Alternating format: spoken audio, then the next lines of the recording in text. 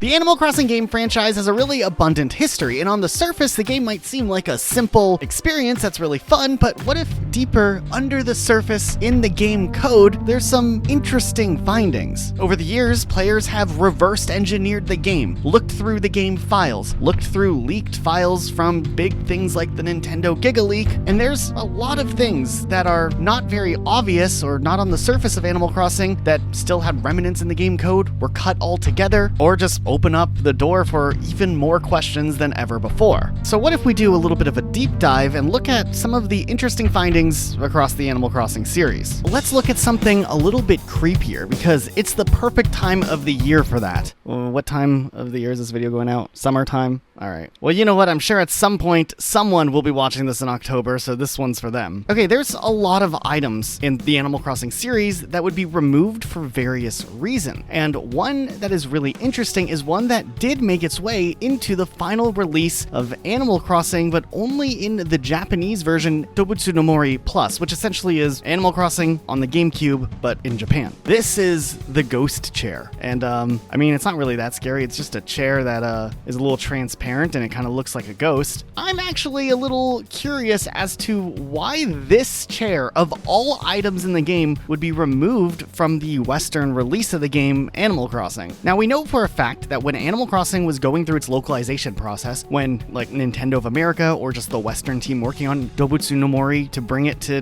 be Animal Crossing, they did remove a lot of cultural references and items that, you know, like Japanese players would understand, but maybe people in the West wouldn't quite understand. A lot of items were replaced by things that Westerners would understand, and maybe it wouldn't be as relevant in Japan. But this chair is an interesting choice, especially because it wasn't really correctly removed from the game's code. You see, a lot of items that were taken out of the game would be replaced with this icon or item model placeholder, which if you read the Japanese text here, it just says dummy, like it sounds out to dummy. It's just dummy placeholder, I guess. And that would be what you would see if you like used cheating tools to bring up this ghost chair in a regular version of Animal Crossing. And there are quite a few items that were cut between versions, but I think this chair is a little bit interesting because I have no idea why it ended up getting cut. It is slightly transparent though, so that's kind of neat. Now, allegedly, according to Nukipedia, this item can occasionally still be obtained. You see, when they were removing the item, despite the fact that they removed references to the item from the game, they replaced the placeholder with the dummy text, and they tried to remove any instances where the item would be received normally, there was an oversight allegedly where igloo campers, which essentially were campers who would come to your town, but during the winter season and they were in igloos, could still potentially give you this ghost chair. However, if you actually try to use it, boom, you would just get the dummy model as like a safety net to stop the game probably from crashing. So despite the fact that the file name is there for some _ghost _chair 01, you can't actually get it in Animal Crossing. Now, before we get into the rest of the video, this video is actually sponsored by Manta Sleep. Manta Sleep makes high-quality sleep accessories designed to help you get deeper, uninterrupted rest anytime, anywhere. We've been trying out their gear that they've sent us for a few weeks now. It's actually kind of wild how much of a difference that it can make. First up, we have the Manta Sleep Pro Mask. This thing is the most advanced sleep mask on the planet, 100% blackout, zero eye pressure, crazy comfortable, and it's machine washable. But summer also means travel, and if you've ever tried to sleep while traveling, like sitting up, you know that most neck pillows honestly aren't that comfortable. But the Manta Travel Pillow is different. It inflates in just 2 breaths. 1, 2. Feels super luxe, and you can use it in 4 different positions depending on how you sleep. Behind your neck, in front of you, leaning back, or even hugged around your chest. Look at Luke go here. Finally, a travel pillow that doesn't fight you mid-flight. There's also a ton of different options for sleep masks alone. Want a weighted sleep mask to help you relax? They got you. Want a cooling sleep mask to stay cool at night? They got you. Want a sleep mask that has built-in Bluetooth headphones so you can listen to all your favorite podcasts or Rocket Sloth videos? Ayo. They got you. And if you want to improve your sleep even more, check out their other sleep gear that they offer. If you're looking to improve sleep at home or on the road, Manta Gear's legit. So whether you're staying up, gaming or something, or you're falling asleep in the middle seat in an airplane, Manta has your back. Go to mantasleep.com, use our code RocketElijah for 10% off, and join the pro nap movement. Now, if you've ever followed like Nintendo development content, you definitely probably have heard of the big Giga leak from 2020, where Nintendo's databases were accessed and a ton of prototype and pre-release information was leaked for so many different Nintendo games. I mean, look at all of the things from Pokemon alone here. Like, that's a lot. We found out that in Mario 64, Luigi was in fact at one point supposed to be in that game. That was a big deal. And of course, Dobutsu no Mori, the N64 version, had a lot of information revealed about the earlier phases of development from this game. Some which we've talked about on this channel, so we won't spend too much time on those ones, but there's a lot of other things that we haven't gotten to get into, and just speculating about what the involvement and what we know from these files specifically are really interesting. Like, for instance, in the past we've talked about characters that have been cut out of the game. Wisp originally was set to look like this, but he was originally cut from the N64 version of Dobutsu no Mori, so he didn't end up looking like this, and later he looked like this in the GameCube version. Blathers wasn't even in the N64 version, so he looked like this, though, early on. He's got a little blue bow tie instead of what he later got, and his eyes would be redone. There's this mysterious villager called Cat 13, which was scrapped. The likely reason that this was scrapped was probably to avoid conflict of racial prejudice, especially because Pokemon had already run through that with the Pokemon Jinx, and they had to do a big redesign of that Pokemon. So maybe this villager was just cut altogether. They didn't feel like redesigning it. I mean, similarly, the villager Jane did see a redesign between the original N64 version and then the international release, probably for similar reasons. And while these are all things we've talked about before on this channel, I wanted to point out one that we haven't talked about: the mysterious missing bear villager. You see, in the Animal Crossing game files, every single villager isn't referenced by their actual name. This is likely because the villagers have different names depending on which language of the game is being played, so internally, each villager has like a code name. For instance, the villager Twiggy is BRD1 for like bird number 1, and Anchovies BRD2, Piper's BRD3, so on and so forth. This has been common knowledge for a very long time when it came to Animal Crossing, but what is going on with the bear villagers? You see, Teddy is the first bear villager here with BEA0. Chow is the next one in line with BEA1, then it's Dozer with BEA2, and then it's Nate with BEA4. There is no BEA3. This is interesting because this is the only case in the original Animal Crossing game of a sequential number just being skipped altogether. So was this just something that, you know, they just mislabeled and it was not that big of a deal? Or was there a secret bear villager that never actually was put into the game and was removed? Well, we have a little bit of information, but it's not much to go off of. In the big old Giga leak, while looking through the files for each villager, it looks like there was supposed to probably be a BEA3 bear villager, but even at the time of the earlier development of the game, it seemed like this number was skipped even back then. So that's not a lot of information to go off of, but at the very least, it confirms that either this villager was cut early on and they never redid the numbering system for this species of villager, or of course they skipped. It's not a lot of information to go off of, but originally all we could do is speculate, and with the big leak showing some pre-release files for the game, we can confirm that it still wasn't there even earlier on in development. I really wonder what this villager looked. Now, one thing I've always found very interesting about any game is when a game engine, not like a main game development engine that's like used in everything like Unreal or Unity or something, but like a more obscure specific game engine is used across multiple games, and there's like some lineage and crossover between them. It's like two games being cousins in a way. One of the best examples that I can think of is the Halo franchise. For instance, Halo Combat Evolved was using a proprietary engine developed by Bungie, and that engine would be evolved and modified over the years, but it would be responsible for every single Halo game until Halo 3, where they continued to use the engine but then split it into 3 different directions. They would like modify some of the engine and work on ODST, then another team was working on Halo Reach, and a third team was overhauling the engine, but it was still the same engine at its core, so that eventually when Bungie was done making Halo, they could go and make Destiny. And that engine is what is still being used today in Destiny 2. And while the engine probably looks extremely different, it's interesting to see that like the lineage started all the way back in 2001 with Halo Combat Evolved, and then 343 Industries took over. It's a whole side arc. They continued to use the engine for way too long. They didn't do enough modifications. Halo Infinite still uses the engine. Nonetheless, I mean, look at this timeline of the engine use over the years. It is confusing. But what about Animal Crossing? What is Animal Crossing's engine built in? This one is a little bit harder because with Nintendo, they don't really have like a specific like engine name that they use. So it's very tricky to find out game games are related in one way or another to each other. However, because of that Giga leak that we just talked about, there was a little bit of information that we can see suggesting Animal Crossing's potential software that the game was built on before it became Animal Crossing, tying it to another popular Nintendo series. You see, back in the N64 days, when Nintendo was developing games, oftentimes they would have a secret button combination in the game that they could enter at a certain time that would open up what is called a debug tool. This allowed any developer or anyone who figured out what this code was to essentially load up the game's code directly in the game as it was running, along with a special area of the game built just for developers to test things out. Now, why is this relevant, Elijah? Good question. The reason why is that the process of opening up Dobutsu no Mori, the N64 version of Animal Crossing, and the later GameCube releases of Animal Crossing is very, very similar to another Nintendo game, The Legend of Zelda: Ocarina of Time, and also technically Majora's Mask, but Majora's Mask would have been in development simultaneously with Animal Crossing, so it's probably not that related. They're just like distant cousins, once removed or something. So, if you had the debug mode enabled, which you could enable by holding L and R, then pressing the Z button, crazy that there's a Z button back then on like the bottom middle of the N64 controller, then you'd have to press the D-pad up, the C button down, the C button up, the D button down, the D button left, C button left, the C button right, and the D button right, and then A and B at the same time, and press start.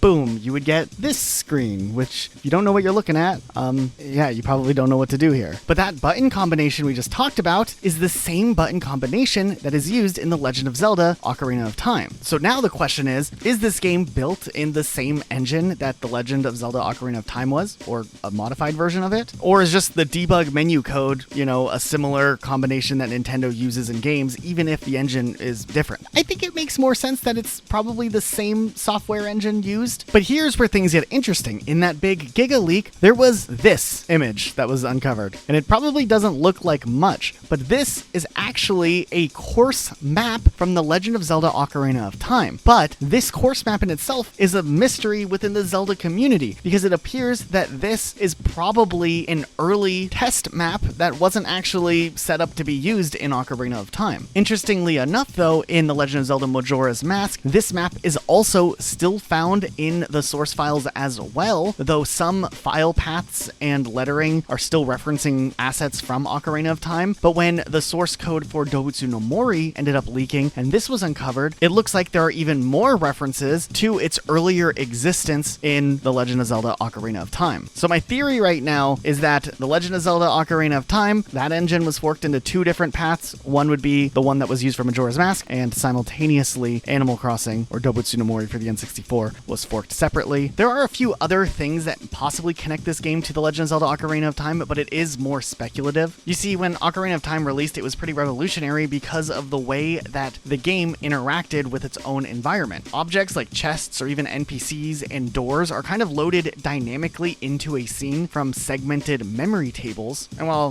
that's a practice that can be used nowadays, it was kind of a newer thing back in the day. And in Dobutsu no Mori, the N64 version, and the later versions as well, there is a lot of similarities in the fact that new data gets loaded in and old data gets unloaded based on where you're walking. And remember, the old Animal Crossing game used the grid system, so once you moved into a certain grid, the other grids could potentially be deloaded while the new stuff is loaded in based on what's going on in the game's memory. This is relevant because Zelda: Ocarina of Time had items that would have to be preserved even after the player wasn't interacting with them, like if you put a bomb down, for example, or if there was like a rupee pickup that took you a second to go and pick it up. Similarly, in Animal Crossing, if you leave something behind, it stays there. Like I said, this is just speculative, but I think that that's another piece of evidence that this is related directly to The Legend of Zelda: Ocarina of Time. And remember, both games started off development as a 64DD game, which was Nintendo's failed add-on for the N64, before being pivoted to just standalone N64 game. Now, if we want to go on and believe that Dobutsu no Mori is kind of the offspring of The Legend of Zelda: Ocarina of Time, and you want to follow that lineage upwards, you could also find that The Legend of Zelda: Ocarina of Time's development started off as a fork from Mario 64. This is actually something that was confirmed in a 2009 Iwata Asks. So, does that in turn mean that Animal Crossing, in a way, is Mario 64's grandchild? I mean, sure, I guess.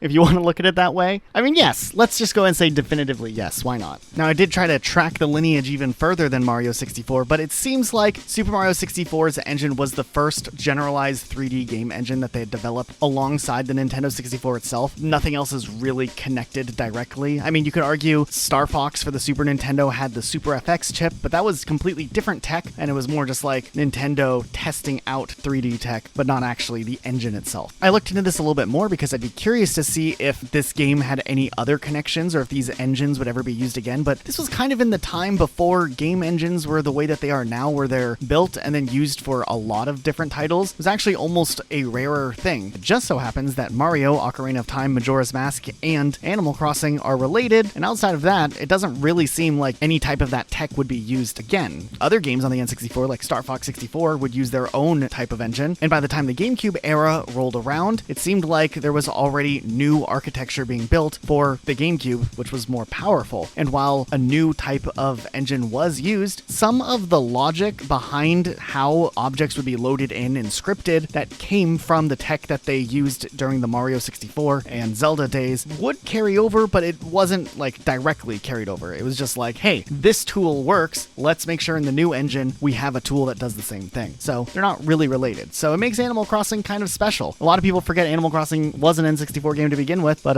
look at that. It's a little more relevant than we thought it was before. Okay. Now we've talked about the original Animal Crossing game, but what about later iterations of Animal Crossing? Because surprisingly enough, after this first game was built, later versions of the game don't use the same engine as the GameCube and 64 version of Animal Crossing did. This is where things get really interesting because there's a ton of speculation as to what happened in the 2000s when it came to not only Animal Crossing, but a bunch of other Nintendo games. Like we said earlier, Nintendo's pretty secretive with the tools that they use. They're never like blatantly being like, this is an engine that we use here. But a community member by the name of Ninji, he's known for reverse engineering games, making mods for certain games, and exploring what's in the code of various Nintendo titles, including Animal Crossing, did write this crazy detailed article on his website explaining his investigation into the engine of multiple Nintendo titles. Now, his main interest here was to look at the new Super Mario Bros. Series that started with the DS, but, you know, they made a bunch of Wii versions and Wii U versions and Switch versions and stuff. There's a 3DS version too. But according to what he could find, it seems like a lot of the tool sets and a lot of the tools that are used in what you would typically define as like an engine for game development have a lot of reused tools and code that pop up between various different Nintendo games, including Animal Crossing Wild World for the Nintendo DS. It's not too surprising. Nintendo would likely make tools to make DS games back when the DS was released. Shocker. But when you start to see different tool sets and other types of things pop up in the code across games, it gets really interesting to see what games are kind of in a way related, like Super Mario 64 DS, New Super Mario Bros., and Animal Crossing Wild World having some sort of connection. I think that's cool. No one else probably thinks about that at all, but these are the things I think about. What I found more interesting is that despite the fact that these are all DS games, some of the same types of tools were likely also used on Nintendo Wii development. So maybe during the building, construction, engineering phase of building out the engine that they would use for a lot of titles, they worked on a set of tool sets that would work on DS games, but also could be worked on for main console games like the Wii as well. So there is some cross-pollination, which is a term Ninja uses to explain what this is, between Wii games too, like Animal Crossing City Folk and The Legend of Zelda Skyward Sword. So this is kind of something that is unique, but also mostly exclusive to the pre-Nintendo Switch era for Nintendo. They kind of switched things up a little bit later on. But one thing I found really interesting is that The Legend of Zelda Skyward Sword had a save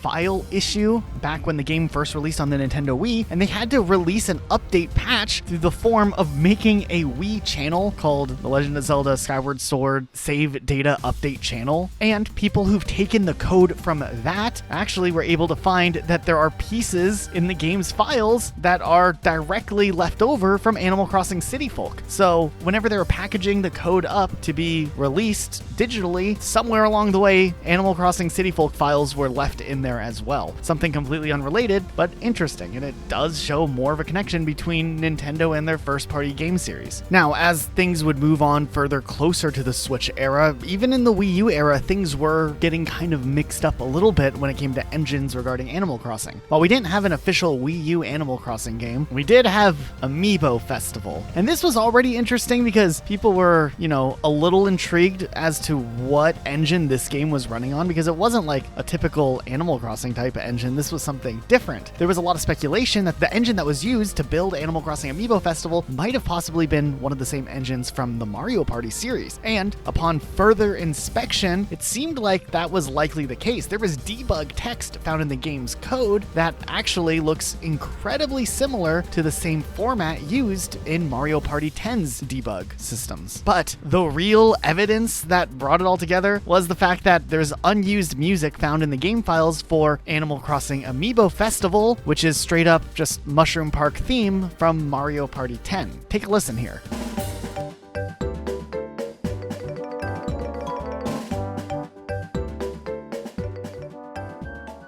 So, a party game, surprisingly, is related to another party game made by Nintendo, except there's less minigames in Amiibo Festival. What a shame. Now, when it comes to the 3DS era in Animal Crossing New Leaf, there isn't too much to go off of. Ninji has an interesting theory that perhaps there is a thin connection to City Folk because there is some save file code that seems to line up and seem identical, though that could be ported over code. I'm going to speculate that they continued to use a lot of the same tool sets and then evolved with the 3DS over time, which would mean that New Leaf still is connected the same way that New Super Mario Bros. 2 is likely also connected here. After this, though, it seemed like for the most part, when it comes to late Wii U games and Nintendo Switch and Switch 2 games, that Nintendo started using a new engine or a very updated engine that is unlike what they had previously used through most of the 2000s, early 2010s. This one is commonly referred to as Lunch Pack and later on Lunch Pack 2, which is allegedly what Animal Crossing New Horizons uses, but also what potentially a ton of other Nintendo titles are built on, like the Splatoon games, ARMS, Super Mario Maker 2. One thing I found very interesting is that The Legend of Zelda Tears of the Kingdom uses Lunch Pack 2 also. However, in the process of researching this, it seems like Breath of the Wild did not use Lunch Pack, and I was like, what's the deal here? Breath of the Wild and Tears of the Kingdom, these are clearly the same engine, but as it turns out, it actually doesn't seem like it's the case. There's a lot of assets and code reused, but it seemed like Nintendo did some sort of heavy porting of Breath of the Wild's technology into Lunch Pack so that they could build Tears of the Kingdom. And there are interviews with Zelda lead Aonuma who actually talks about building Zelda's engine from the ground up for Tears of the Kingdom. So really interesting there that obviously a ton of resources went into building Nintendo's proprietary engine that they use now, likely called Lunch Pack 2. And that's probably what we'll see for a future Animal Crossing game whenever we finally get Animal Crossing for the Switch 2. While Animal Crossing Wild World isn't the first Animal Crossing game in the series, it is special and unique because it probably was the first really big Animal Crossing game. I mean, it sold really well, and a lot of people jumped into Animal Crossing for the very first time during the Wild World era. And while Animal Crossing didn't release in the Wild World form until December of 2005 here in the West, it was announced way earlier, back in May of 2004. Now, during this time, what was shown off was really bare bones and very heavily inspired from the GameCube version of the game. Things would change and it would take its own form later on, but the game was referred to as Animal Crossing DS. Wild World wasn't even attached to the game until later on. I think for a long while, this game was actually referred to straight up as Animal Crossing DS, and there were some promotional logos for the game designed with the DS name instead. One thing that's really interesting though is that all the way later, in October of 2005, 1 month after the game's title of Wild World was already announced, there was a Nintendo Power that released that had an advertisement for Wild World, but it still used the old Animal Crossing DS logo. And back then, it still even had the little population growing tagline on it, something that wasn't in the actual game. Population growing was like the subtitle of the GameCube era. I do find it really interesting, though, that there was a playable demo at E3 2005 for Animal Crossing Wild World, still called Animal Crossing DS back then. You could even see it from the display here at this footage that someone took back in the day, which means that there is an early build that was made for Animal Crossing DS before the Wild World name change that exists, just it's never leaked online. And I'm really curious how different that version of the game was, because the code for that game had to have been completely different. I mean, it's a fully different build a whole 6 months before the full release of the game. This build of the game is very interesting to me. Maybe some way, somehow, we'll get to know more about it one day. Maybe some E3 demo person out there had a cartridge and just I don't know. What's interesting is that the demo might have actually cycled through the seasons faster to show the different types of weather in the game rather than the standard static weather that Wild World has. The museum was actually closed off at this point, and it looks like the demo version of the game had the house like kind of built up a little bit. Really interesting stuff here, especially the museum being closed. I don't know if I've ever seen the museum not open. It's a little eerie looking at this scuffed old footage. Now, much like how Wild World probably has this lost build of the game that was used for a demo, and we might not ever get to see that and explore the code of that game, Animal Crossing City Folk might be a really similar situation. We know this because if you look all the way back to the early City Folk footage that was shown off at its E3 back in 2008, there's a lot of differences that you can kind of see, but you really have to be looking for them to notice them, because at the surface, I mean, look at the cities here. They look the same. Or do they? Look at the stone here. It's different in the final version compared to what they showed off here. Wow. Gracie Grace, the store that had Gracie in it, the signage is not arched like it is in the actual final release of the game here in this E3 build. And I mean, I think that's really mostly it. There's a couple of other little changes, like this building here on the back right next to Gracie Grace's. It's more of like a yellowish beige color. And in the real version of the game, the final release, it's more of a gray color. Wow, what a change. Okay, to be fair, I do think this one's a little interesting to bring up though, because there is promotional art for Animal Crossing City Folk, and it shows like the characters in the city and stuff, and that building is yellow. So I mean, they changed it, but they didn't change the promotional art. How could they do that? Actually, I dug into this even further for some reason. I really didn't need to, but I did. And the Smash Bros map, where they have it based on City Folk, it has the building in the background correct with the grayish color, not the yellow color that they use in the promotional art. So wow, crazy times we live in. Now, I also wanted to zero in a little bit on the original Animal Crossing game once again, because there is a lot of interesting things that have been found either in that big Nintendo Giga Leak or just weird things found in the game's code directly. So whether we're looking at the source code from the Giga Leak or the code from the release versions of the game, there are some interesting things here. In the past on this channel, we've talked about a couple of these, so we'll go through those quickly, but spend more time looking into the things we haven't really looked at. Like, for instance, many of you probably already know that the original Animal Crossing had a ton of NES games that you could actually collect and then play the games in your house in Animal Crossing. That was really cool. It seemed like at one point Super Mario Bros. And The Legend of Zelda were planned to be in the game. Actually, they're in the game files, fully functioning. For the most part, maybe with a couple of exceptions, it seems like there's no legitimate way to obtain these unless perhaps there was like an event that isn't highly reported on. It's a little vague looking back at the history, but for the most part, you couldn't legitimately get these. It is possible Nintendo was planning on releasing some sort of like e-card thing for the whole e-reader accessory that was a thing back in the day that maybe would give you access to more games, because the way that the whole emulation of NES games works in Animal Crossing is actually just a straight up emulator. You could load up ROMs by hacking that aren't even supported in the game, and they will work. So who knows what they were planning, but yeah, this is there. We know about them existing. We just can't actually play them legitimately. Though, interestingly enough, in Dobutsu no Mori E+, the Japanese ultimate version of the game that came out last, it added a ton of features and whatnot. It did remove The Legend of Zelda and Super Mario Bros. From the game file. We've also talked about the squirrel, commonly referred to as Shaki. It's an unused character. At first, people thought it was a villager. People thought it had different names, like Jam Bet or something like that. But that's probably not the case. Likely, she was related to some sort of event or holiday, though it ended up getting cut and the character was never actually used. Some people have been able to get the character to spawn in using the debug mode of the game, and depending on how it's accessed, she sometimes reverts to Captain's dialogue. But yeah, we don't know too much about her. There's also this like creepy gyroid that only shows up in the debug test map of the game once again, which is this special debug mode, once again, used through entering that code and accessing it for testing purposes. Some of the stuff he says is pretty nonsensical, nothing interesting. He just looks a little creepy, and we've talked about him before, so I don't want to like,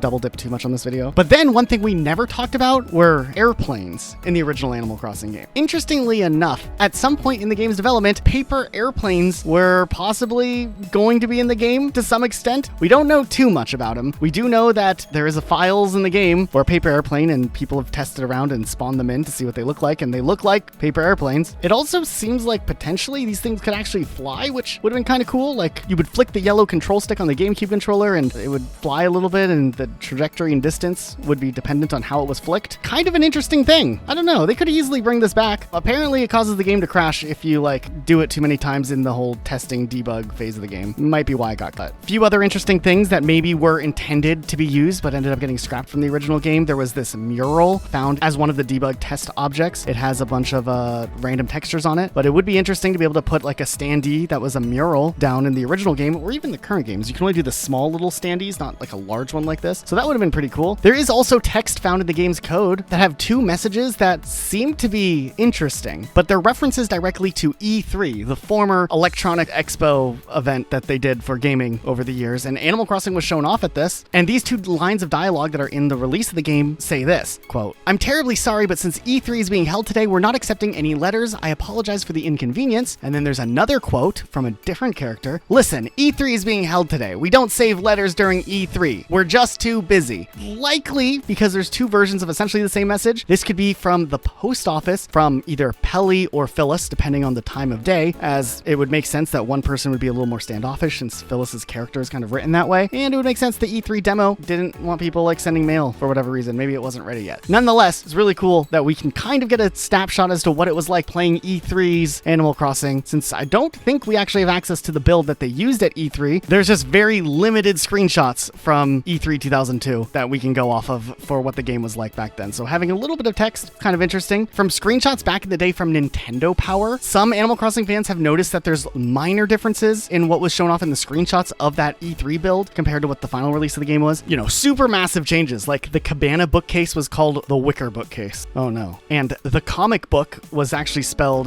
like this, comic book. And Wendell's name had an A instead of an E.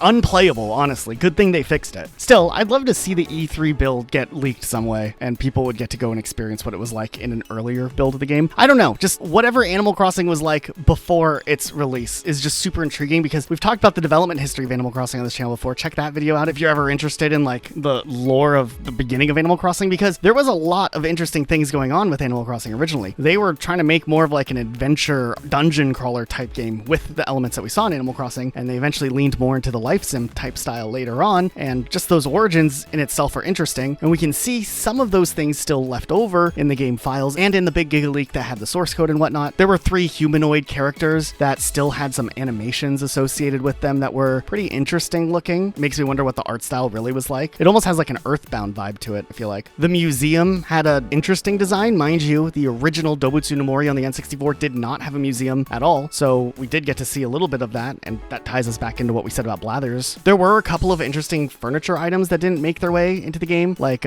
these items. This monkey is terrifying, I understand that one. Also, the party dress and tuxedo. They look a lot of fun. It's a shame we didn't actually get it. Also, we know that there were 9 unused items that were planned to be in the game at some point. A CD, which, wow, a guitar. Maybe KK Slider's guitar had something to do with this. Maybe we got to play our own guitar. Something called kusuri, which is just Japanese for medicine. Nuts. Pet. I don't know what pet is. There were seeds, seedlings, a sickle. Interesting. Would we be doing some like farming? Because that would have been pretty cool. Maybe the precursor to what we did end up getting. And then like a potted plant. There also were 52 textures for unused clothing items that never actually made their way into the game. These are kind of interesting, and Wikipedia has a pretty good article on a lot of the like textures and files that weren't used in the game if you ever want to take a closer look. This one just says test NPC on it. I like that. Is this like a, I don't know, like a play on Nike? Oiki? I think they later repurposed this as the MVP shirt, but kind of interesting. Also, some people have noticed that in the Space World presentation, another presentation that showed off Animal Crossing early on, players had a thinner roof. Look at this massive difference between these two roof textures. It's really, you know, kind of hard to actually notice. We've looked at Wild World before, and we'll just kind of go over it again because there are a couple of new things that I didn't originally know about when we've talked about in the past, so let's just like look at everything. Now in Wild World, they introduced emotions, which were kind of like emotes for Animal Crossing, and those are interesting. For the most part, you would learn them from Dr. Shrunk whenever he would come to town, and that was kind of the only way to learn them. However, there is text found in the code suggesting that in Wild World, villagers would also be able to teach players different emotions as well. So there are dialogues kind of being like, hey, here's how you learn how to do a emote or something. Like for instance, this one says, like Dr. Shrunk says, you gotta express your feelings, and I feel hungry. But anyway, you can express, and then it's probably like whatever the emotion was, probably hunger, hooray, and then whatever the catchphrase was. Maybe maybe there was a limit. I don't remember there was a limit back in Wild World, but maybe at one point they were planning on it. Or was there a limit in Wild World? I actually don't remember. But this dialogue says, oh, but you can't learn any more expressions. Your brain's all stuffed up. Maybe you should forget some of those expressions you don't use anymore. Kind of like how in Pokemon you had to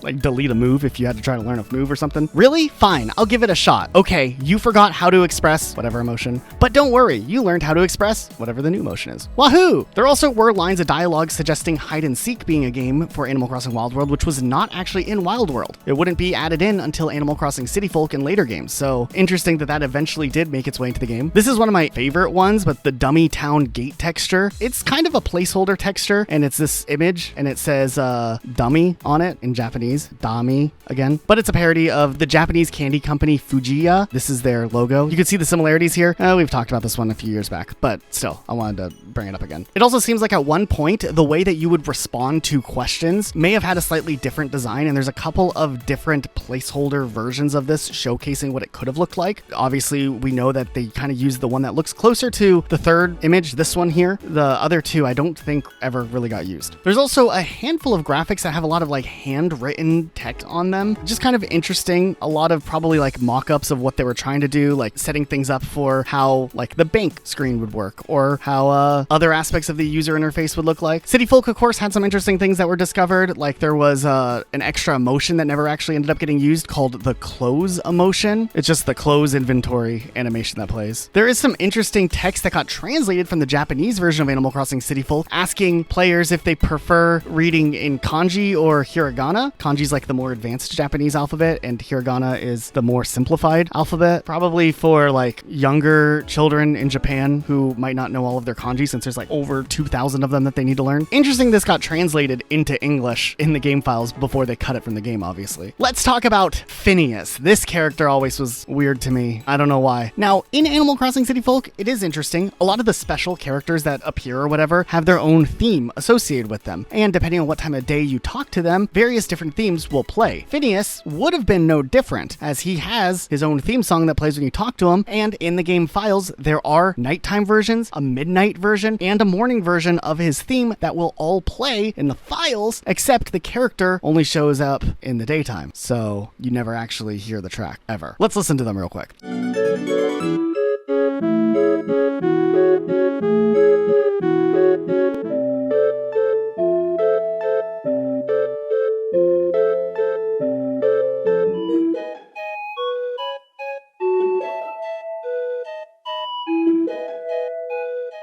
But by far, the creepiest thing is the midnight version of Phineas's theme. I don't know what it is about it. It just sounds really, really unsettling. Probably one of the more spooky, unsettling things in cut Animal Crossing content. I know it's not that weird, but hear me out. It's a little odd. Take a listen here.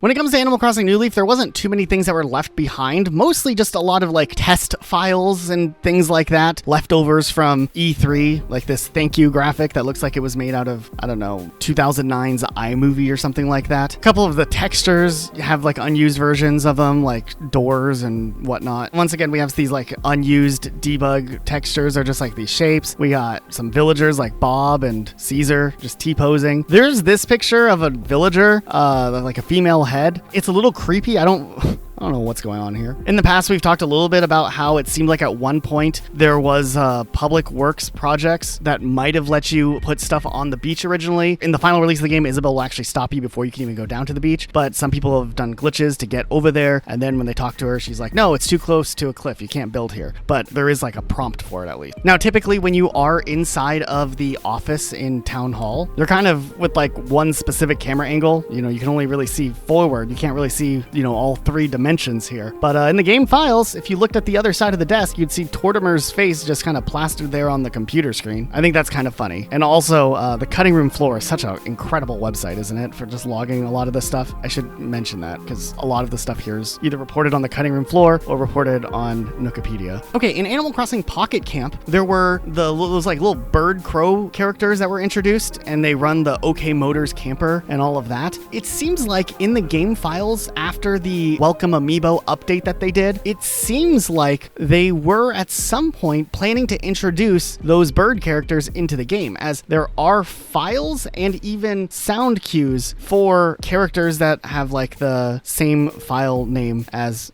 Giovanni, Beppe, and Carlo. However, it seemed like they were ultimately cut at some point. While there does seem to be a model that had a file associated with it for Giovanni specifically, it seemed like if you try to open up the file, it is just a duplicate of Isabelle, which might have been a placeholder before they chose to not introduce these characters actually in Animal Crossing New Leaf and save them for Pocket Camp. It seemed like they might have visited as like a camper through the whole like campsite thing that they had added, but yeah, we don't know too much about that. There also was like a census menu that we've looked at. It seemed like it was an early version of like the Nook Miles system that they had in Animal Crossing New Horizons. It got cut pretty early on, so only parts of it still work, but people have been able to like debug it and pull it up to see what is left in the game files and does work. Now, Animal Crossing New Horizons is a little bit interesting. With New Horizons, they stopped actually having like defined genders, like a boy and a girl character, and instead just had different styles of like body shape, I guess. And of course, if you strip down in the game, you end up just wearing like a tank top and some boxer shorts, regardless of which style you are using. However, it seemed like that there were some glitches you could do to like see underneath that, and it seemed like at some point there was like a bra texture that would have been like the default under a tank top for female characters. However, this shouldn't actually be accessible, and it seems like it's a little vague now if this is something that's still in the game, especially with all the updates that have occurred, but it's just kind of interesting. Nothing too unique really, but it is something that is reported on here. Honestly, New Horizons cut content isn't that interesting. We really don't know too much about New Horizons. There's speculation that there was supposed to be a museum shop at one point that might have gotten scrapped, and maybe an upper floor to Nook's Cranny. There also were some other reactions that ended up getting unused that people were able to reverse engineer and showcase, but outside of that, New Horizons is kind of disappointingly not that interesting. But of course, we're looking for secrets in the code. Now, one thing I find really interesting though is that every single Animal Crossing game, from what I can understand, had a unique name as like a secret internal code name that Nintendo used when working on the game. They never just were like, hey, this is Animal Crossing New Horizons, like on day one when they're working on it. They had like an idea, a general code name. And I think it's interesting looking back based on what was discovered in the game code to figure out what each code name was. Like for instance, Animal Crossing New Horizons had the internal name for the game as Park. That's it, just Park. Or at least that's what the Animal Crossing fandom says, the wiki page. I don't know for certain, and I just want to throw that out there. That might not be, but I think Park seems to be accurate. I found a link to a Twitter account called Oatmeal Dome, who was talking about the engine of Animal Crossing New Horizons, in that he also said that it was codename Park. So maybe there's more going on there, but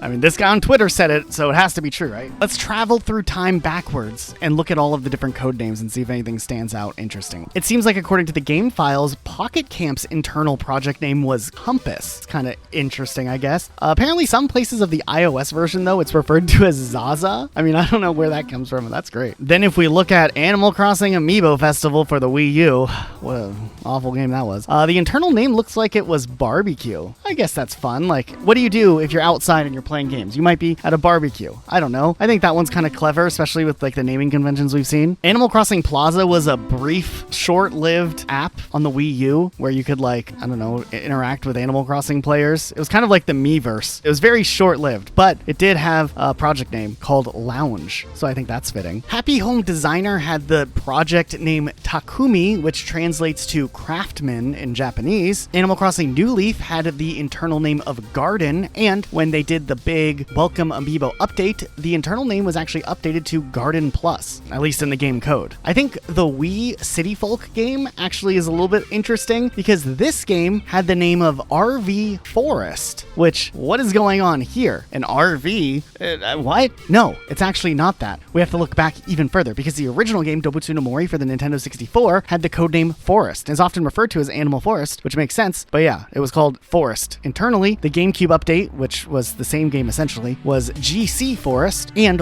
Wild World, which was one of the hardest ones for me to figure out what it was just Forest 2. I guess that makes sense. I thought it was going to just be Animal Crossing DS or something like that. That is interesting that the first couple of games for Gen 1 and Gen 2 Animal Crossing were Forest, and RV Forest makes a little more sense, but it actually has nothing to do with the RV. The RV isn't for like the vehicle you would think it would be. It's actually for Revolution. You see, the Nintendo Wii was initially announced as the Nintendo Revolution. So this game was the Revolution Animal Crossing game. So internally it was just called RV Forest, Revolution Forest. Crazy. But man, this whole derailment of me looking into Wild World, trying to figure out the code name there when it was really just Forest 2, led to some other interesting findings from pre-release content and stuff found in the code. Now, when we're looking into Animal Crossing's code, we gotta ask ourselves, what is the point? This is a very important question, but really relevant. And hear me out. While of course through this whole process, we do see creepy, unsettling things that are found just randomly in a various Animal Crossing game's code, we also find really interesting things that were cut out of the game, potential plans for things that never made their way into a final release, and those are interesting for a historical purpose. But the technical jargon, the really specific, dare I say, esoteric things that you might not on the surface think are important, actually could have massive, massive implications for the future of Animal Crossing. And hear me out. While I am not a computer engineer and game code stuff usually goes right over my head, there have been some key members in the Animal Crossing community working to reverse engineer various Animal Crossing games to discover a lot of interesting things and the potential for what could be done in the future with the existing Animal Crossing games. If you've been following like Nintendo 64 stuff for a while, you'll know that decompilation has been one of the biggest breakthroughs in the Nintendo emulation community. Essentially, right now, if you're like trying to play an old game and you don't have access to a console, a lot of people turn to emulation, where you have essentially a program that runs mimicking what like a Nintendo 64, for example, would do, and then it plays a game through there. However, some reverse engineers have been able to break down the game's source code, known as decompilation, which potentially could allow the game to be ported onto a PC, for example. Getting access to the actual game's code and getting the game running without an emulator opens up the floodgates for new content to be developed by the community and a lot of like new features or new patches that could change things like game resolution, add brand new content to the game, or just enhance the game in different ways. There's already been a few examples of games that have done this. Most notably, The Legend of Zelda has had a lot of projects of decompilation being worked on. One of my favorite games from the N64 era, Star Fox 64, has a decompilation version which lets the game run in new resolutions. It looks so much better than the N64 version. The screen resolution can be adjusted for modern screens, and while Nintendo Switch does have Nintendo 64 emulation and GameCube emulation, the N64 was kind of notably interesting when they opened up the N64 emulation on the Switch, because some of the emulation didn't run all that great. There are frame rate issues, there are clock speed issues where back in the day, the game was programmed with the performance of the N64 in mind, so some of the stuff is timed in a specific way based on what the original hardware could do. But since the Switch is a different piece of hardware and the game's essentially running through an emulation there, sometimes certain things don't run at the originally intended speed. Like Pilot Wings and Star Fox 64 have been examples over the years of games that have had various degrees of performance. Now, if the community had access to this, these things are things that a community patch could easily fix, potentially, if,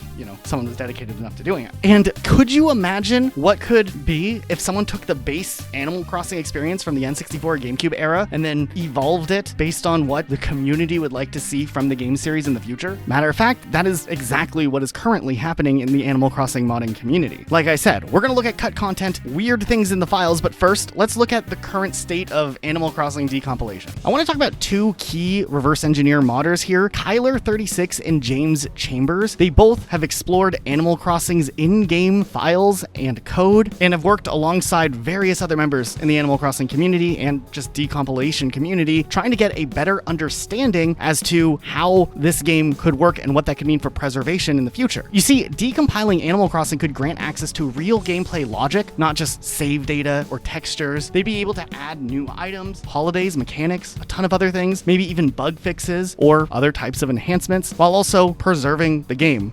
While it is cool to own physical copies of games, disc rot is a real thing, so eventually, like, physical media, especially in the disc form, could deteriorate over time, and we don't want things getting lost to time because of things like this. Kind of future-proofs the game, whether Nintendo likes it or not. Now, a lot of the interesting things that have been discovered are partially from Kyler36's NES patch loader discovery. We'll talk about the NES emulators in the game a bit more, but in Animal Crossing, there is an NES emulator that was built into the game that at some point Nintendo wanted to allow people to have new games added in, maybe through the e-reader system. Maybe they wanted to be able to come up with a way where people could access other games than what were already built into the game. There even is an NES in the game that doesn't have a game in it, and likely was supposed to be a part of this feature. Now, Kyler decided to look into this further and realized that when launched in the game looks into the game memory and tries to read the ROM and the patch file and then applies changes patches into the game's internal memory. Now, he has a very interesting write-up on all of this, and it is way beyond my understanding, but I'm going to try to understand the best that I can and explain this back to you in like basic Animal Crossing player understanding. The TLDR is essentially when the game is trying to run one of these games, these NES games, there is a custom Nintendo binary format which contains instructions to modify the ROM, like the memory address, the byte size, replacement data, and would potentially let people alter the ROMs that are already built into Animal Crossing. It means that Nintendo might have been customizing ROMs dynamically during this time or trying to test out what systems they could implement for their game. But this also opened the door for the possibility for modders to insert their own patches into Animal Crossing's memory, which opens up a lot of possibilities for understanding the code, but also doing interesting things with the game itself. The other person we talked about, James Chambers, also wrote an incredible blog post going way more in depth than what I can understand, but that NES item that we talked about will actually check the memory card for properly named and formatted .gci save files, and if it can locate one of those in like the memory card of the GameCube, it could then go as far as patching bytes into the game's memory, and if Animal Crossing modders can figure out how to modify the game's memory, this would essentially allow for something known as code injection, which means you can change up the way that the game operates at a code level instead of just replacing things like textures, things that are already available to do with Animal Crossing. From there, modders have been able to figure out that there is a dev and debug mode that can be accessed and potentially modified with different variables or routines, which also means that something known as arbitrary code execution is possible. And this is always a big breakthrough in any game when this type of thing gets discovered, because it just opens up the doors for what's possible. Now, there is an ongoing decompilation project and collaboration between people like Kyler, Chambers, other people like NW Player 123 and Frazier. They're all working on these types of projects alongside other people, and there's other decompilation projects that sometimes share information across the board. And while like a year ago, one really interesting thing was the discovery that they were able to put in other NES games that weren't in Animal Crossing and make them playable by utilizing different types of save manipulation, now the possibilities are way bigger. You see, Kyler had been working on Animal Crossing stuff for years. 7 years ago, he started working on a translation of Dobutsu no Mori E+,